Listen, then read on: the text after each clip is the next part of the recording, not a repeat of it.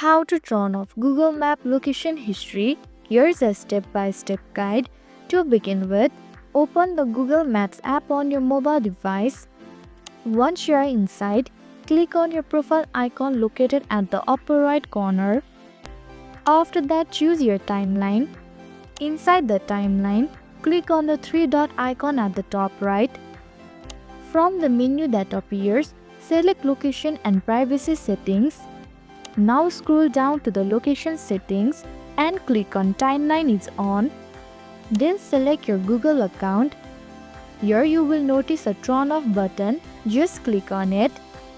At this point, Google will ask whether you simply want to disable the location history or you want to turn it off and delete all the data Google has stored. Now just select the option you prefer. Once you have made your selection, tap Next and hit Delete to confirm your decision. And that's it. Your Google Map location history will now be turned off.